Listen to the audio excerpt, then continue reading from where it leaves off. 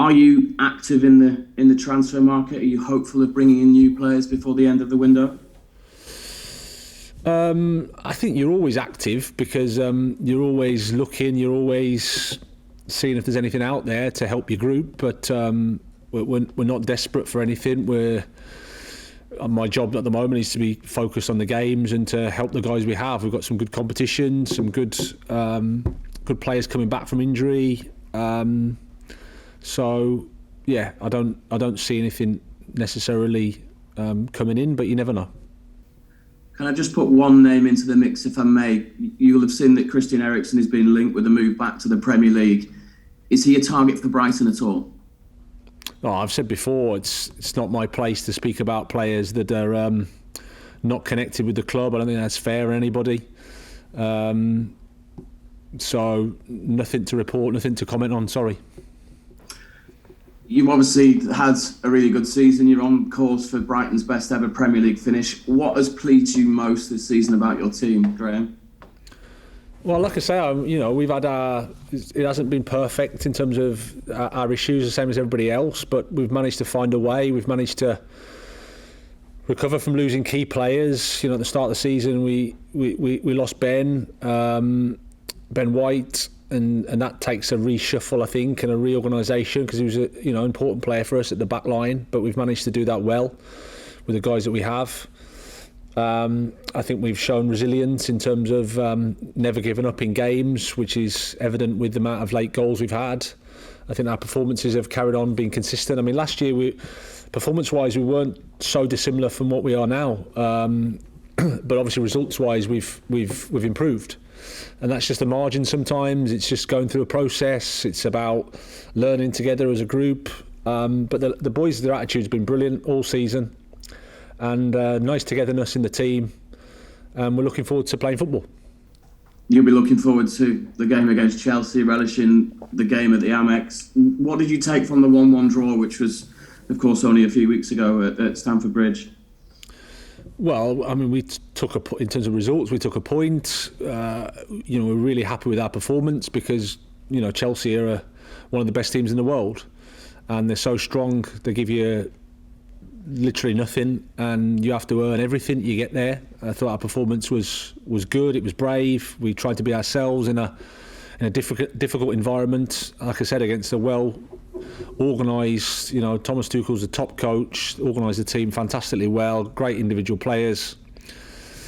But we know it's one of the most difficult challenges you're going to get in the Premier League. So we're aware of that, but we're also really excited about that and looking forward to the game. You mentioned the word brave. Do you feel your team has got braver with these big games against the top clubs?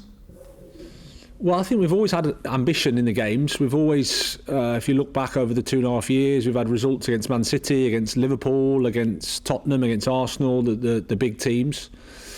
So I think we've always had that. It's football, so and the reality of it is, if they play well and they have a good day, it's difficult for us. But we have to try to compete on the night. We have to do our best, try to be ourselves. If you can't win, then at least you're trying to improve and get better yourself. I think we've done that well. But it's another game. It's a different game. It's a new game. We have to start again and be respectful of our opponent, as always. They've done incredibly well. European champions, so great night for us at the Amex. Like I said, in front of our supporters, we'll have to just do our best.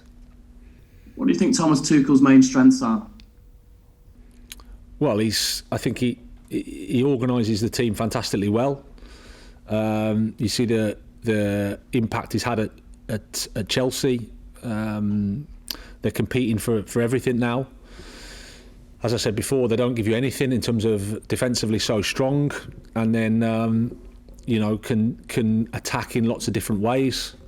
So as you expect from one of the best coaches in the world, he's good at everything in terms of how the team's organised, attack, defence, transition, set pieces. Everything is the highest level. Thanks, Graham. Nice to talk to you. Good luck. Cheers. Thanks, Adam. Jez, if you want to go next. Yeah, hi Graham, how you doing? Very well, Jez, yourself? Yeah, pretty good, thank you. Just on yesterday's news about Rafa at Everton, I mean, what's your reaction and the fact that yet again you're being touted for another job in the Premier League. What would you say about Everton? Well, the first thing is it's not nice when somebody loses their job. I only met Rafa when we played Everton, so I don't know him that well, but he came across as a real gentleman, and I obviously wish him well. I can't comment on speculation on things that are out there in the newspapers or wherever. I'm focused on my job here. Repeat, happy here, very happy here. I'm at in my opinion, one of the best run football clubs in the Premier League, with a fantastic owner, chairman, CEO, sports director, great people at the club, great, a nice environment to work in, an ambitious club. So, I just get on with my job here and do my best. Must be kind of flattering, though, to be linked with every job that's going, practically, it seems, in the Premier League. Well, no, not really. I mean, it's just, I suppose it's just the speculation, or people want to write something. The reality is, I'm, like I said, at a really good football club that helped me. I'm not here because I'm that good. It's because I'm at a good club and I have good support. I have good people around me. I have people that can allow me to do my job, that give me support, that give me trust. These things are important. There's an organisation around the club. So the reality of it is, we're not as good as people think. We're probably not as bad as people think as well when things aren't going so well. And then you just can't help what people write or put out there. So that's a no to Everton. That's my answer, yeah. Okay. You mentioned postponements, and obviously Spurs Arsenal was another big one this weekend. It's being suggested that some clubs are bending the rules about the postponement law and bending it and abusing it. I mean, what do you think, Graham? Well, I have no idea. To be fair, I don't know what happens, what the situation is at different clubs. I can imagine it's very, very tricky for the Premier League to decide when a game should be on or off. I think they're doing it with the right intentions, which is to help the competition, to make sure it's fair, to help people through a pandemic, which is a once-in-a-lifetime situation. So it isn't easy to do the right thing, or for everybody to be happy. Health is the most important thing, but of course we're in a competitive situation. I'm sure people do try and they want to use it as well as they can for their own club. But at the same time, I can't think that anybody's doing it without the right intentions. Just on the Chelsea game, Graham, is Tariq Lamptey fit to start in this one? Yeah, he is. I mean, he had a problem last week. It was more precautionary, so that's why he didn't start against Crystal Palace. But he came on as a sub, and he's available for selection, yeah. Obviously, it's a special match for him against his former club. Do you think Chelsea regret letting him go, seeing the way he's been blazing a trail with Brighton? Well, I wouldn't say that. I think Tariq's got huge respect for Chelsea as a club, that he's very appreciative of what they helped him with, what they provided for him. This is his first club. Sometimes these things happen. I mean, Chelsea have been very successful. They won the Champions League, so I don't think they've got anything to be regretful of. It's part of football, part of life, and I'm sure there's a lot of respect on both sides for Tariq now. He's trying his career, he's tried to play, he's done a brave thing in terms of leaving somewhere that he was safe, and credit to him for that. But also credit to Chelsea, they've got a fantastic model and they're also successful. If you get a penalty against Chelsea, Graham, who takes it? Well, I'm not going to tell you now. Nice try, though. But any kind of thoughts about the penalty taking situation after what happened against Palace? These things happen, Jeremy. It's Pascal's very reliable. He's got a good record with us in terms of penalties. So it'll boil down to what we decide tomorrow. Whoever takes it, if we get one, I have full confidence in. Thanks so much, Graham. Good luck. Cheers. Thank you. Graham, does the same apply for Danny Welbeck in terms of available to start, just like Tariq?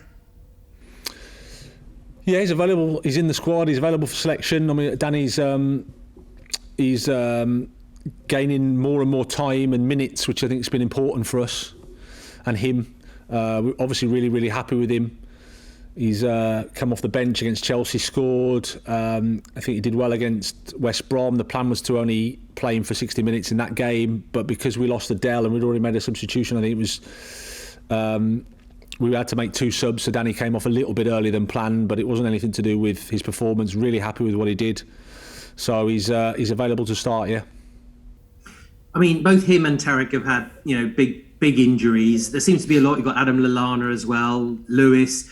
Do you think it's the workload for the players is something different this season, perhaps, with a lot of these hamstring and muscle injuries? No, I don't think so. I mean, there's no evidence in terms of that, I don't think, from a scheduling perspective. Danny had his from last season. Tarek's was last season. Lewis wasn't a muscle injury, it's his knee. So there's a sort of a variety of issues. Like anything, we need to try and improve and try and look at what we can do better. Sometimes it's part of football, sometimes it's part of life, and sometimes we need to do better ourselves. So it's part of a little bit of everything, I think. Yeah. I mean, I meant all teams rather than just you specifically, to be honest. Adam mentioned about Christian Eriksen. I mean, Coutinho going to Aston Villa, Eriksen being linked to Brentford. What do you make of some of the reports and the players that are actually moving, maybe to some of the clubs outside the top 6 now? Do you think things are changing in the Premier League? Well, it's not something I don't pay too much attention to, Johnny, especially when it's just talk in the newspapers, because you just know that doesn't necessarily mean it's going to be true. But I think how the Premier League is now is all the clubs, if they want to, they've got some huge resources in terms of comparison to other teams around Europe. So you can attract some really, really good players, or certainly with players with very, very impressive CVs. So I think that's always been there, certainly recently, and it's more and more. I think everyone's got the capacity to do it, and then the decision is whether it's the right thing for you and your club. It depends on your model, depends on your vision, depends on your strategy, and that's what I alluded to earlier. We've got all those things, so it doesn't matter what the others do. We know what we're trying to do, and we stick to that. In terms of players, just parish notice, Jason Steele, how's his back, and is he available or is he still recuperating? No, he's better, but he's still recuperating. So it'll be Kel tomorrow. Okay, great. And just on Chelsea, how does it differ facing a team like Chelsea compared to maybe some of the other teams in the top 4, maybe a Man City, Liverpool, in terms of their style of play? Yeah, I think everybody brings something a little bit different, as you touch on. Chelsea different to Liverpool, different to Man City. The thing is that what they do is they do what they do very, very, very well, at a world class level. So they give you nothing in terms of how they're playing.